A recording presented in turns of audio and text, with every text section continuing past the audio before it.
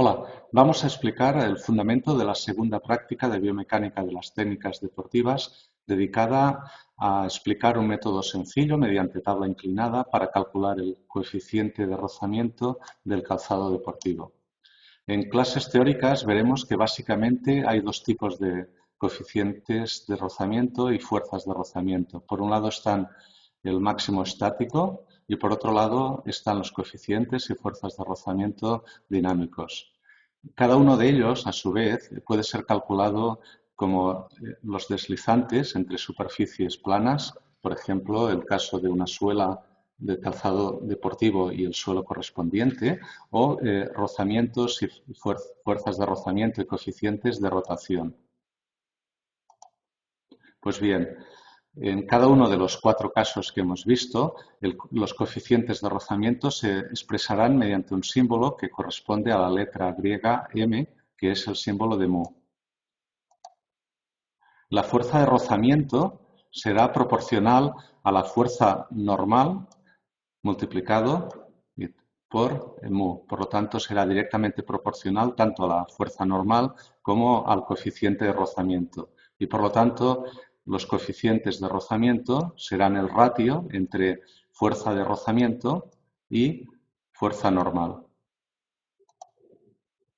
Los coeficientes de rozamiento dependen básicamente del tipo de superficies que entran en contacto, su grado de conservación, si están limpias, sucias y si han sufrido mucho roce y desgaste con el tiempo o no han sufrido tanto, de si hay contaminantes, por ejemplo, aceites, barro, si hay algún tipo de sustancia que se haya añadido para modificar, para aumentar el coeficiente de rozamiento, como por ejemplo determinadas resinas, y también dependerán de la temperatura de las superficies que entran en contacto. Normalmente el aumento de temperatura normalmente aumenta los coeficientes de rozamiento. Básicamente dependen de estas cosas que hemos dicho. Cuando un cuerpo está apoyado en un suelo plano, horizontal, todo su peso corresponde, todo su peso está dirigido hacia abajo y es perpendicular a la dirección de esta superficie y por lo tanto recibe todo su peso en forma de fuerza de reacción, de fuerza normal. Así, esta zapatilla, si está sobre un suelo horizontal como este, todo el peso de esta zapatilla lo recibe en forma de fuerza de reacción, en sentido contrario, de fuerza normal. La fuerza normal de esta zapatilla en este suelo horizontal es la misma que la de su peso. A medida que voy inclinando la tabla, solo una parte del peso de la zapatilla es recibida como en forma de fuerza normal, hasta llegar al extremo de si colocara yo la zapatilla en vertical, así, en vertical, nada de la fuerza de su peso está dirigida hacia el suelo en el que se apoya la zapatilla y la zapatilla cae, no, en este caso no está cayendo porque la estoy aguantando. Si empezamos desde un suelo horizontal y vamos inclinando la tabla, llegará un momento en el cual la zapatilla empiece a resbalar. Aquí a resbala y buscaríamos el instante previo, la mínima expresión de grado de inclinación previa en la cual la zapatilla no resbala. Aquí, en esta. Pues bien, en este caso, en esta mínima expresión previa de ángulo, estamos equilibrando la fuerza de rozamiento máxima estática con la fuerza de avance que hace que la zapatilla tienda a deslizar sobre la superficie.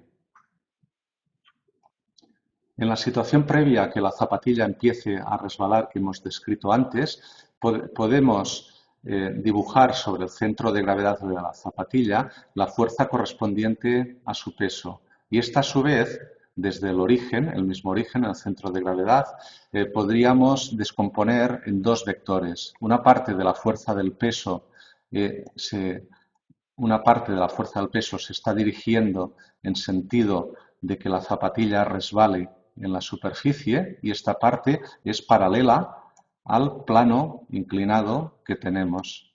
Y la otra parte de la fuerza del peso está encaminada a unir la zapatilla con el suelo. Esta sería la fuerza de acción que tendrá como fuerza contraria de reacción la fuerza normal que va en el sentido del suelo hacia la zapatilla.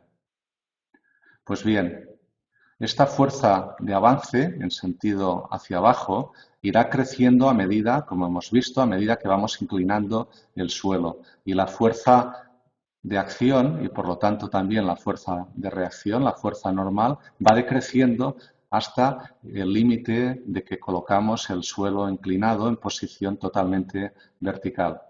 Aquí vamos a ver en la siguiente diapositiva cómo la fuerza de avance se va equilibrando con la fuerza de rozamiento estático, que tiene sentido contrario, y cómo la fuerza de acción del suelo tiene en sentido contrario, pero con el mismo módulo, lo que es la fuerza normal, que es la que consideramos que une el suelo de la zapatilla con la zapatilla y es directamente proporcional a la fuerza máxima de rozamiento estático.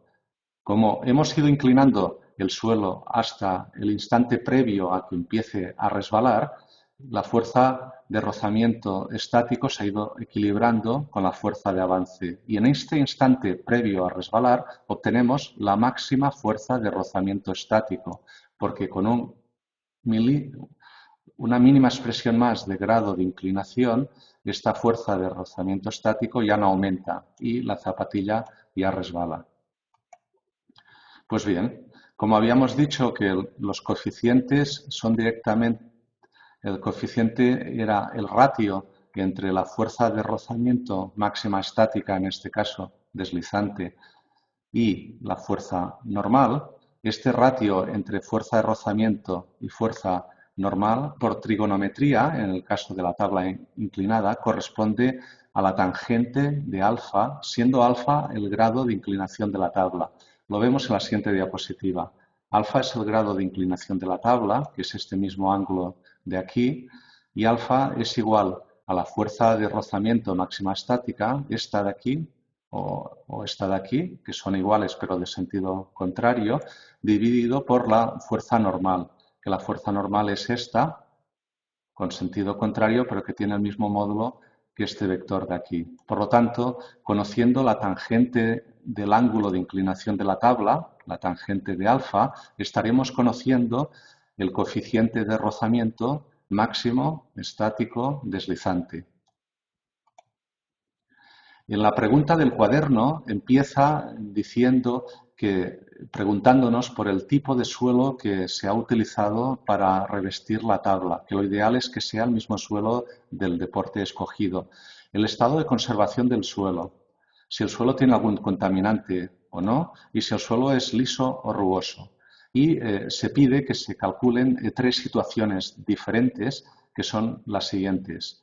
El pie derecho del calzado que posteriormente vamos a diseccionar con la puntera hacia arriba, el pie derecho con la puntera hacia abajo y el pie izquierdo con la puntera hacia abajo. Aquí se rellenarán los ángulos previos a que el calzado empiece a resbalar y el programa o vosotros mismos, sacando la tangente, calcularéis aquí cuál es el coeficiente de cada uno de los casos.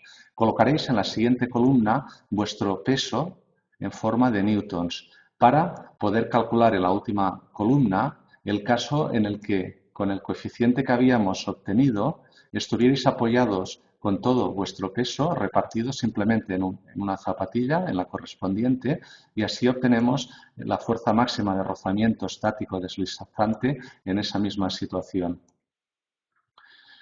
La calidad de las fotos, el que esté bien marcado el ángulo a medir, que se puede medir con Quinovea o con cualquier otro medidor de ángulos. El que se pongan las flechas que hemos visto antes, partiendo del peso, descomponiendo en la parte de fuerza de acción, la fuerza de avance, la fuerza de rozamiento máximo estático y la fuerza normal. y el que la foto tenga calidad suficiente, pues todo esto cuenta a la hora de valorar la práctica en el cuaderno. Además, en los pies de tabla habrá que poner las características con las que se ha hecho la foto. A continuación, hay un apartado para explicar los aspectos metodológicos de cómo se ha hecho la práctica. Se va directo al grano y se explican en diferentes apartados, como aquí, construcción de la plataforma de suelo inclinable, qué tipo de suelo se ha colocado y cómo se han medido los ángulos, pues lograréis puntuar al máximo en esta pregunta.